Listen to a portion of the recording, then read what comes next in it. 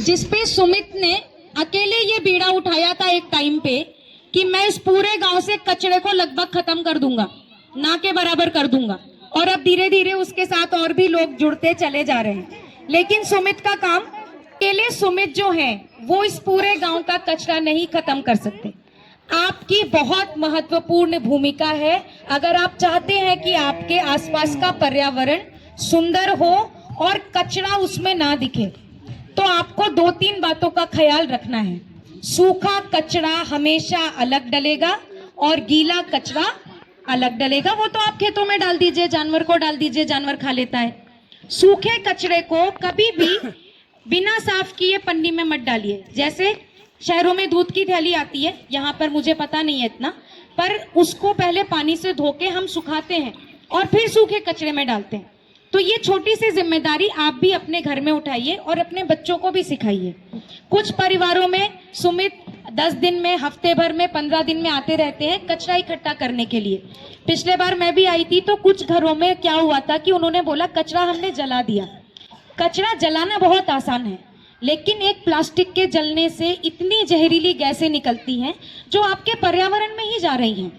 तो भले ही आपको कचरा जलाने के बाद अपना घर का आसपास का इलाका साफ दिखेगा, लेकिन दिक्कत क्या है कि वो सारा जहर जमीन के बजाय किधर चला गया? हवा में चला गया।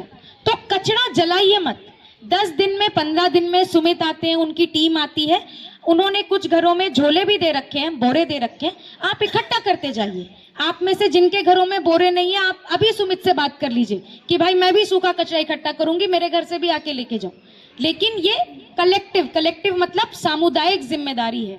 सुमित भी है, यहाँ जितने लोग बैठे हैं, बच्चे से लेकर जो सबसे बुजुर्ग हैं उन तक, हम सब मिलके जब पहली बात तो गीला कचरा सूखा कचरा अलग करेंगे, वो पहला चरण है।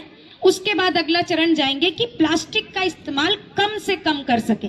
बहुत सारे घरों में ना के बराबर कचरा निकलता है, उन घरों के लिए तो बहुत ही ज्यादा क्या बोलेंगे, आदर का भाव आता है। बिल्कुल कम से कम कचरा अगर हमारे घर से निकलेगा तो भले ही हमारा उसमें इतना फायदा ना हो, लेकिन जो पीढ़ियां हमारे बाद आएंगी उनके लिए जो ये समाज है, जो ये दुनिया है, ये हरे भरे पेड़ रह जाएंगे।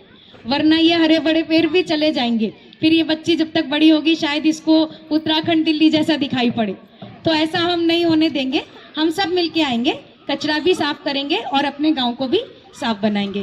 तो सुमित की टीम का फिर से धन्यवाद। सुमित की टीम का नाम है हिम विलेज प्रहरी फाउंडेशन। इनके साथ साथ एक मैत्री ग्रुप भी है जो कई बार हमारे साथ हमारे सहयोग से काम करता रहता है, जिसके साथ में हम मिलके बस कोशिश कर रहे हैं कि कम से कम इस गांव को हम जीरो वेस्ट मतलब बिना कचरे का एक ऐसा गांव बना दें जो देश विदेश में एक प्रतीक की तरह, एक इंस्पिरेशन की तरह, एक क्या बोलेंगे, जिससे लोग बहुत ज्यादा प्रभावित होते हैं, उसकी तरह काम करें।